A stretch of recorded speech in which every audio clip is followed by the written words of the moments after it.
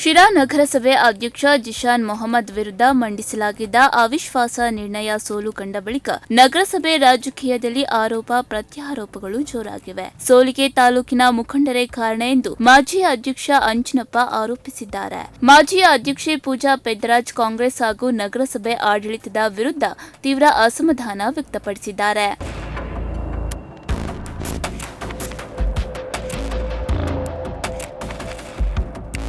ಶಿರಾ ನಗರಸಭೆ ಅಧ್ಯಕ್ಷರ ವಿರುದ್ಧದ ಅವಿಶ್ವಾಸ ನಿರ್ಣಯ ವಿಫಲವಾದ ಬೆನ್ನಲ್ಲೇ ಮೈತ್ರಿ ಪಕ್ಷದೊಳಗಿನ ಅಸಮಾಧಾನ ಹೊರಬಿದ್ದಿವೆ. ಮಾಜಿ ನಗರಸಭೆ ಅಧ್ಯಕ್ಷ ಹಾಗೂ ಹಾಲಿ ಸದಸ್ಯ ಜೆಡಿಎಸ್ನ ಅಂಜಿನಪ್ಪ ಅವಿಶ್ವಾಸ ನಿರ್ಣಯ ಸೋಲಿಗೆ ತಾಲೂಕಿನ ಕೆಲವು ಮುಖಂಡರ ನಿರ್ಲಕ್ಷ್ಯ ಹಾಗೂ ಸಮನ್ವಯದ ಕೊರತೆಯೇ ಕಾರಣ ಎಂದು ಆರೋಪಿಸಿದ್ದಾರೆ. ನಾನು ಏನು ಹೇಳೋದಂದ್ರೆ, ಸ್ಥಾಯಿ ಸಮಿತಿ ಅಧ್ಯಕ್ಷರಿಗೆ ಅದು ತಿಳುವಳಿಕೆ ಇದೆಯೋ ಇಲ್ವೋ ಗೊತ್ತಿಲ್ಲ. ಹಕ್ಕುಪತ್ರ ಎಲ್ಲಿಂದ ಕೊಡ್ತಾರೆ ಅಂತಲೇ ಯಾರಿಗೂ ಗೊತ್ತಿರಲಿಲ್ಲ. ಹಕ್ಕುಪತ್ರ ಈಗ 40 ವರ್ಷ 50 ವರ್ಷದಿಂದ ಮನೆ ಕಟ್ಕೊಂಡು ನಗರಸಭೆಯವರೆಲ್ಲ ಎತ್ರಿ ಎಂದಾಗ ಹೋಗ್ತಿದ್ರು. ಇವತ್ತು ಜಿಶಾನು ಮಾಲೀಕತ್ವ ಕೊಡಿಸ್ಬೇಕು ಅನ್ನೋ ಒಂದು ಉದ್ದೇಶದಿಂದ ಎಲ್ಲಿಂದ ಹಕ್ಕುಪತ್ರ ಕೊಡಿಸ್ಬೇಕು ಅಂತ ಹುಡುಕೊಂಡು ಪಾಪ ಹಕ್ಕುಪತ್ರ ಕೊಡಿಸ್ತಾರೆ. ಸ್ಥಾಯಿ ಸಮಿತಿ ಅಧ್ಯಕ್ಷರಿಗೆ ಎಲ್ಲಿಂದ ಹಕ್ಕುಪತ್ರ ಕೊಡೋದು ಅಂತ ಗೊತ್ತಿತ್ತಂತ ಅದು ಏನು ಗೊತ್ತಾ, ಗೌರ್ಮೆಂಟಿಂದ ಏನು ಪ್ರೊಸೀಜರ್ ಇದೆ ಆ ಪ್ರೊಸೀಜರ್ ಪ್ರಕಾರ ದುಡ್ಡು ಕಟ್ಟಿಸ್ಕೊಂಡಿರೋದು.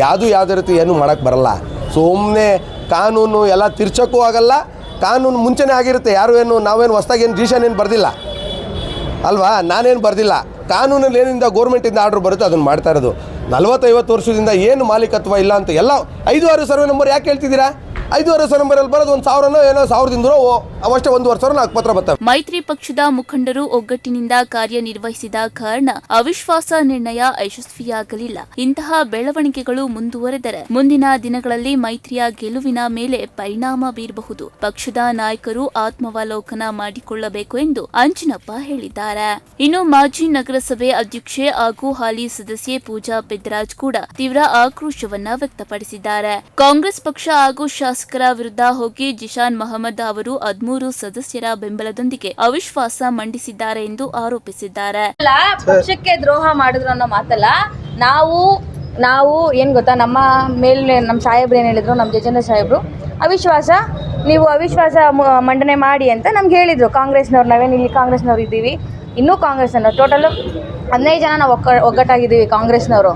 ಇವಾಗ ನೀವು ಅವ್ರಿಗೆ ಸಾಹೇಬ್ರು ಏನು ಹೇಳಿದ್ರು, ನೀವು ಅವಿಶ್ವಾಸ ಮಂಡನೆ ಮಾಡಿ ಅಂತ ಹೇಳಿದ್ರು. ನಾವು ಮಂಡನೆ ಮಾಡಿದ್ವಿ. ಸೊ ಈಗ ಸಾಹೇಬ್ರಿಗೆ ಮರ್ಯಾದೆ ಇಲ್ದಂಗೆ, ಗೌರವ ಇಲ್ದಂಗೆ, ಈಗ ಮಾತು ಕೊಟ್ಟು 8 ತಿಂಗಳು ನಾವು ಕೊಡ್ತೀವಿ ಅಂತ ಮಾತು ಕೊಟ್ಟು ನಮ್ಮೆಲ್ಲರೂ ಮುಂದೆನೇ ನಾನಿದ್ದೆ, ಇವರೆಲ್ಲರೂ ಇದ್ದರು. ಅವತ್ತು ನಮ್ಮ ಕಾಂಗ್ರೆಸ್ನವ್ರು ಹೇಳಿದ್ರು, ದೊಡ್ಡ ಲೀಡ್ರು ಎಲ್ಲರೂ ಇದ್ದು, ಎಲ್ಲರೂ ಮುಂದೆ ಕಾಲಿಟ್ಕೊಂಡು ನಾನು ಅಪ್ಪನ ಕೊಟ್ಟಿದ್ದೀನಿ, ನಾನು ಮಾತು ಕೊಟ್ಟೇ ಕೊಡ್ತೀನಿ, ನಾನು ಕೊಟ್ಟಿದ್ದ ಮಾತಿಗೆ ನಾನು ತಪ್ಪಲ್ಲ, ನಾನು 8 ತಿಂಗಳು ಇಳಿತೀನಿ ಅಂತ ನಾವು ಮಾತು ಕೊಟ್ಟು ಅವರು ಮುಂದುವರೆದ್ರು. ಆಯಿತು, ಜಾಫರಣ್ಣ ಅವರು ದೊಡ್ಡವರಿದ್ದರು. ಅವಾಗ ಜಾಫರಣ್ಣನ ಕ್ಯಾಂಡಿಡೇಟ್ ಅಂತ ನಾವೆಲ್ಲರೂ ಮುಂದಿಟ್ಟಿದ್ವಿ. ಜಾಫರಣ್ಣವ್ರು ದೊಡ್ಡವರಿದ್ದರು, ಮುತೋಲಿ ಇದ್ದಂಥ ಸಂದರ್ಭದಲ್ಲಿ ಅವರು ಇಲ್ಲ, ಅವ್ರ ತಂದೆ ತೀರೋಗಿದ್ದಾರೆ, ಅವ್ರ ತಂದೆ ಸ್ಥಾನದಲ್ಲಿ ಯಾರಾದರೂ ನಿಂತ್ಕೋಬೇಕಲ್ಲ, ಬಿಡೋಣ ಅಂತ ನಾವೆಲ್ಲರೂ ಸಜೆಸ್ಟ್ ಮಾಡಿದ ಕಾರಣದಿಂದ ಜಾಫರಣ್ಣ ಆಯಿತು ಬಿಡು, ಅವ್ರ ತಂದೆ ತೀರೋಗಿದ್ದಾರೆ ಅನ್ನೋ ಒಂದು ಸಿಂಪತಿಯಿಂದ ಸರಿ ಅಂತ ಮುಂದುವರೆದಕ್ಕೆ ಬಿಟ್ಬಿಟ್ರು. ಈಗ 8 ತಿಂಗಳು ಆಯಿತು, ಕೇಳಿದ್ರು ಕೊಡ್ಲಿಲ್ಲ. ಸಾಹೇಬ್ರು ಕೇಳಿದ್ರು, ಸಾಹೇಬ್ರಿಗೂ ಗೌರವ. ನಗರಸಭಾ ವ್ಯಾಪ್ತಿಯ ಸರ್ವೆ ನಂಬರ್ 5 ಮತ್ತು 6ರಲ್ಲಿ ಬಡವರು ಹಾಗೂ ನಿರ್ಗತಿಕರಿಗೆ ಹಕ್ಕುಪತ್ರ ನೀಡಬೇಕಿದ್ದರೂ ಸರ್ವೆ ನಂಬರ್ 70/100ರಲ್ಲಿ ಅಧ್ಯಕ್ಷರ ಮನೆಗೆ ಸಂಬಂಧಿಸಿದಂತೆ ಏಕಾತ ಮಾಡಿಕೊಟ್ಟಿರುವ ಬಗ್ಗೆ ನಗರಸಭೆ ಆಯುಕ್ತರ ವಿರುದ್ಧವೂ ಕೂಡ ಪೂಜಾ ಪೆದ್ದರಾಜ್ ಅಸಮಾಧಾನ ವ್ಯಕ್ತಪಡಿಸಿದ್ದಾರೆ.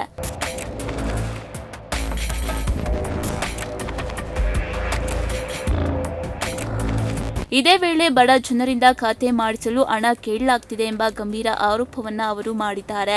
ಆದರೆ ಈ ಆರೋಪಗಳ ಕುರಿತು ಸಂಬಂಧಿಸಿದವರ ಸ್ಪಷ್ಟನೆ ಇನ್ನಷ್ಟೇ ಬರಬೇಕಿದೆ. ಅವಿಶ್ವಾಸ ನಿರ್ಣಯ ಸೋಲಿನ ಬಳಿಕ ಶಿರಾ ನಗರಸಭೆಯ ರಾಜಕೀಯ ವಲಯದಲ್ಲಿ ಚರ್ಚೆಗಳು ತೀವ್ರಗೊಂಡಿದ್ದು, ಮುಂದಿನ ದಿನಗಳಲ್ಲಿ ಈ ಬೆಳವಣಿಗೆಗಳು ಯಾವ ಪರಿಣಾಮ ಬೀರುತ್ತವೆ ಎಂಬುದು ಕುತೂಹಲ ಮೂಡಿಸಿದೆ. ಇಸ್ಮಾಯಿಲ್, ಪ್ರಗತಿ ಟಿವಿ, ಶಿರಾ.